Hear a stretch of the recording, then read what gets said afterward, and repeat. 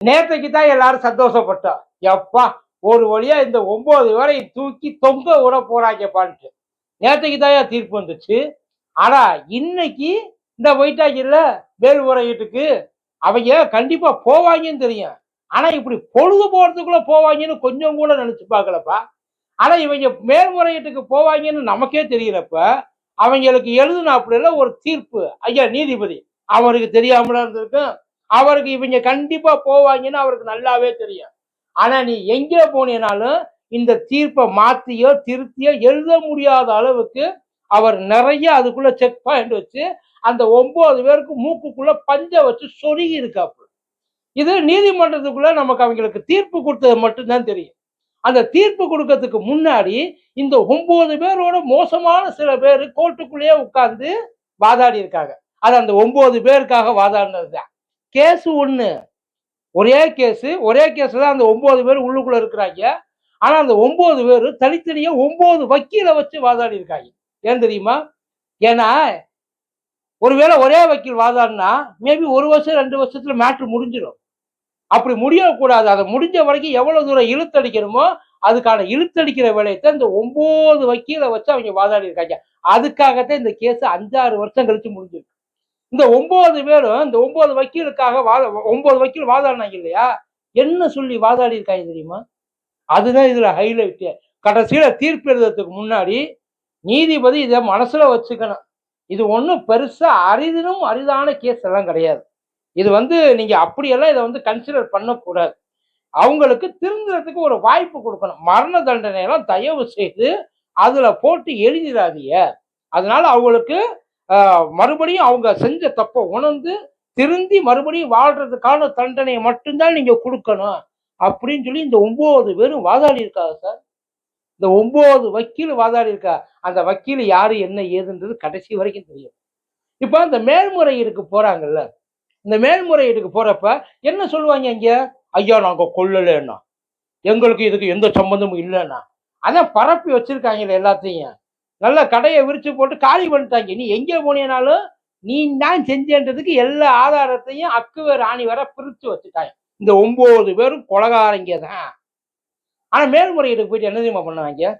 ஐயா தெரியாம பண்ணிட்டான், இது எங்களுக்கே அறியாம நடந்துருச்சு, தவறுதலா உயிர் போயிருச்சு, நீங்க இதை கன்சிடர் பண்ணி எங்களுக்கு குடும்பம் இருக்கு, குழந்தை இருக்கு, வயசான அம்மா இருக்காங்க, வயசுக்கு வந்து பிள்ளைகளா இருக்கு, அதனால எங்களோட தண்டனையை கொஞ்சம் பார்த்து பண்ணுங்க. இப்படித்தான் போயிட்டு மேல்முறையீட்டுக்கு போவாங்க. செய்யவே இல்லைன்னா எங்கேயும் போய் சொல்ல முடியாது. ஏன்னா இங்க குட்டி அந்த நிப்ப உடச்சாச்சு. ஏன் சேராஜ் பன்னீஸுக்கு குடும்பம் இல்லை? இல்லை சார் எனக்கு தெரியல, அவங்களுக்கு குடும்பம் இல்லை. நல்லா பின்னாடி மிளகாயை எடுத்து நல்லா தடவி, மிளகா பொடி எடுத்து தடவி அந்த லத்தியை உள்ள விட்டு ஆட்டும் போது அந்த கருணை இல்லை. இப்ப இவங்க போறாங்களே கருணை காட்டுங்க சார், அப்ப அந்த கருணை இல்லை. ரத்தம் வெளியில பீறிட்டு அடிச்சு வழியில கத்துனாங்களே, தோல் உரிய உரிய அடிச்சு அடிச்சு மொத்த தோலையும் பின்னாடி அவன் மனுஷன்றதுக்கு அடையாளமே இல்லாம மாட்டு தோலை உரிப்பாங்க இல்ல, அந்த மாதிரி அடிச்சே உரிச்சியல. அப்ப அந்த கருணையில உங்க கண்ணுக்கு தெரியல. இப்ப அங்கதான் போய் நிக்கிறாங்க. இப்ப அது போறதுக்கு இப்ப எல்லாருக்கும் இருக்க ஒரே ஒரு முறையாவது இந்த தண்டனையை செயல்படுத்துறத பார்க்கணும், அந்த தண்டனையை நிறைவேற்றுறத பார்க்கணும் அப்படின்னு சொல்லி எல்லாருக்கும் உள்ளுக்குள்ள ஒரே ஆசையா இருக்கு. எப்ப நிறைவேற்றுவாங்க தண்டனை? அதாவது எழுதியாச்சு, ஐயா தீர்ப்பு எழுதி, முத்துக்குமரன் ஐயா தீர்ப்பு எழுதிட்டார். அந்த முத்துக்குமரன் ஐயா எழுதின அந்த தீர்ப்பை என்னைக்கு இவங்க நிறைவேற்றுவாங்க? அதுக்கான வாய்ப்பு ரொம்ப ரொம்ப ரொம்ப கம்மி. அது எப்ப? அதான் இப்ப இவங்க தண்டனைய அந்த செயல்படுத்தி செத்து போவாங்களா, இல்ல செயல்படுத்தாமலே செத்து போயிடுவாங்களா உள்ளுக்குள்ள இருந்துகிட்டு? இந்த 9 பேர் என்ன பண்ணுவாங்க தெரியுமா? இந்த சொல்லியிருக்காங்களா இந்த 1,48,000 ரூபாய், அந்த 1,48,000 ரூபாய்க்கு முதல்ல ஸ்டே வாங்குவாங்க. வாங்க முடியுமா? அது சட்டத்துல தண்டனை நிரூபிக்கப்பட்டது, அதாவது குற்றம் நிரூபிக்கப்பட்டது, தண்டனை உறுதி செய்யப்பட்டது. இருந்தாலும் அந்த உறுதி செய்யப்பட்ட தண்டனைய மறுபடியும் உறுதி செய்வாங்களாம். அது மேல்முறையீட்டுக்கு போறது. இன்னைக்கு நேற்றைக்கு கோர்ட்டுக்கு போனப்ப விசாரணை கைதியா போனீங்க, வெளியில வரப்ப தண்டனை கைதியா வந்துட்டாங்க. அதாவது விசாரணை கைதியா இருக்கிற வரைக்கும் அவங்க அரசாங்க வேலையாட்கள் தான், அரசாங்க ஊழியர்கள் தான், அதாவது போலீஸ், அற போலீஸ். அந்த இப்ப இந்த 5 வருஷம் இருந்துச்சு, இந்த 5 வருஷத்துக்கு அவங்களுக்கு அந்த பிழைப்பூதியம்னு கொடுக்கப்பட்டிருக்கும். அதாவது சம்பளத்துல பாதி. அவங்க குடும்பத்துக்கு மாசம் மாசம் அவங்க ஜெயில இருந்தாலும் அவங்க குடும்பத்துக்கு மாசம் மாசம் அந்த காசு போய்கிட்டே இருந்திருக்கு. பாதி பாதி காசு போய்கிட்டே இருக்கு, வேலையே செய்யாம. இப்ப அந்த பிழைப்பு ஊதியத்தை நிப்பாட்டி வச்சிருப்பாங்க.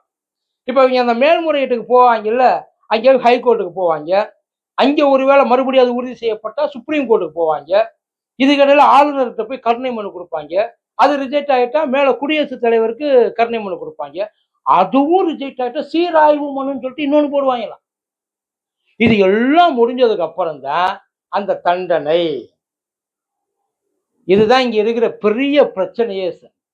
அங்க ஐயா அந்த நீதிபதி என்ன சொல்லியிருக்காரு, இவங்க ஒருவேளை அதாவது இந்த கோர்ட்டு முன்னாடி வந்து அதை சுமோட்டோவா எடுக்கல அப்படின்னா இந்த கேஸ அந்த பாடியை அடக்கம் பண்றதுக்கு முன்னாடி இவங்க அடக்கம் பண்ணியிருப்பாங்க, மூடி வச்சிருப்பாங்க.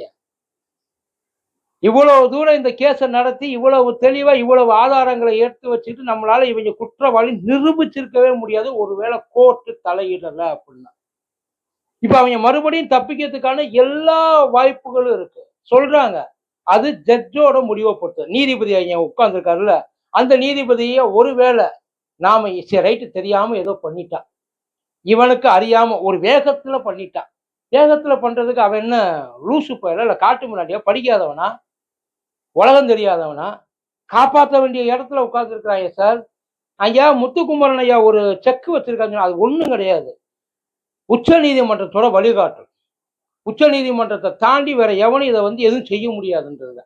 என்னன்னா அவங்க சொல்லியிருக்காங்க, இதே மாதிரி காவல்துறையில உள்ள அந்த கேட்டுக்குள்ள போனப்ப மனித தன்மையற்ற செயல்ல எவனாச்சும் ஈடுபட்டு இருந்தான அதிகாரிகள் அவங்களுக்கு மன்னிப்பே இருக்கக்கூடாது, அவங்களுக்கு கடுமையான அந்த கிரைமுக்கு ஏத்தாப்புல அந்த தண்டனையா கொடுத்தே தீரணும் அப்படின்றதுல உச்ச நீதிமன்றம் உறுதியா இருந்திருக்கு. அதைத்தான் நான் இங்க செயல்படுத்துறேன். இடையில எவனும் பைபாஸ் பண்ணிடக்கூடாது இல்ல, ஏதாச்சும் லூப்போல கண்டுபிடிச்சிடக்கூடாது இல்ல, அதுக்காகத்தான் முத்துக்குமரன் ஐயா அந்த வேலையை பார்த்துருக்காரு.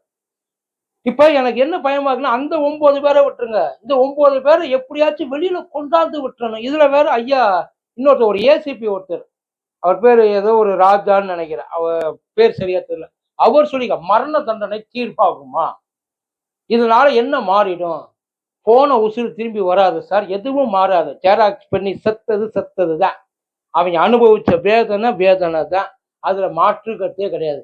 ஆனா அதே மாதிரி இன்னொருத்த எவனு சிக்கிடக்கூடாதுல எவங்கிட்டையும்.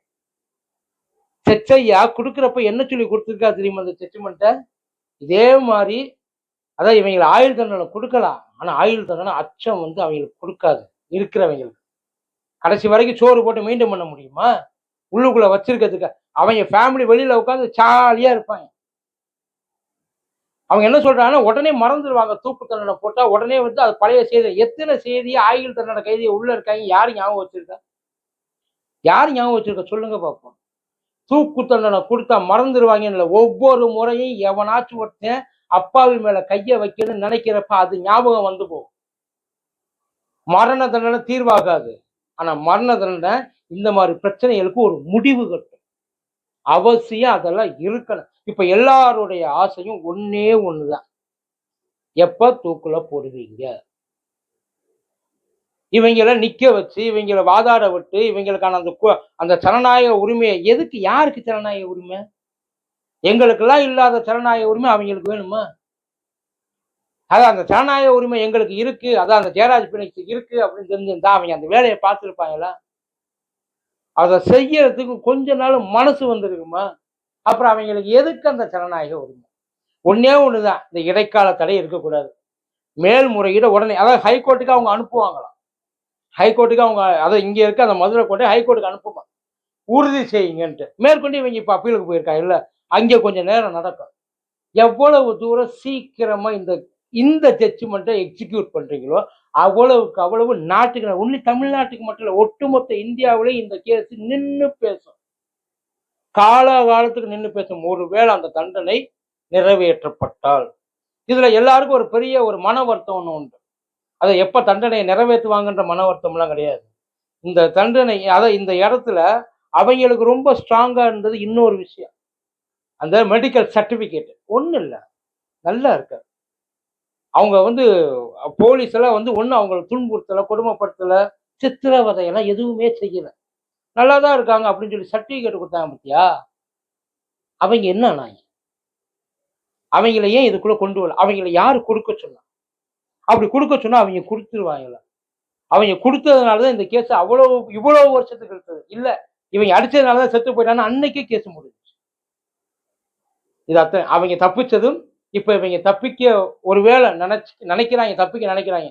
தப்பிச்சுட்டா இது வரைக்கும் 6 வருஷம் வந்து கஷ்டப்பட்டு கோர்ட்டு அதான் ஒண்ணும் இல்ல. இவங்க நடத்துனாங்க இல்லைங்களா? இந்த கேப்ல 5 ஜட்ஜு மாறிட்டாங்க. அவங்க பிளானே அதான். அடுத்து வர ஜட்ஜு ஒருவேளை விடுதலை பண்ணிடலாம். அடுத்து வர ஜட்ஜு ஒருவேளை நம்மள வேற விதமா பார்க்கலாம். ஏன்னா அது சொல்ல முடியாது. அந்தந்த நேரத்துல அந்தந்த ஜட்ஜுக்கு தோன்றது தான் நீதி. அதாவது அக்கார்டிங் டு த புக்ஸ் எல்லாம் இல்ல. According to the judge. ஒருவேளை சரி ரைட் இவங்கள குடுக்கலாம். இவங்க குழந்தைங்க இருக்கு. அப்பா, அம்மா இருக்காங்க. அவங்க கஷ்டப்படுவாங்க. அவங்க வாழ்க்கை வீணா போயிடும். குழந்தைங்க வாழ்க்கை வீணா போயிடும். இந்த மாதிரி நிறைய சில பேருக்கு கல்யாணம் ஆகல. ஒரு பேச்சு. அந்த கல்யாணம் ஆகாத அந்த பையன் இருக்கா. இல்ல புதுசா கல்யாணம் ஆயிருக்கு. நம்ம இதை பண்ணக்கூடாது. உணரட்டும் அப்படின்னு சொல்லி ஒரு மனிதாபிமானத்தோட நடந்துட்டாங்கன்னா, ஒட்டுமொத்த இதுவும் அப்படி ஏதாச்சும் நடந்துராதான்றது அவங்களோட பெரிய ஆசையா இருந்துச்சு. அப்படி எதுவுமே நடக்கல. நல்ல வேளை இதை முடிச்சுட்டாங்க.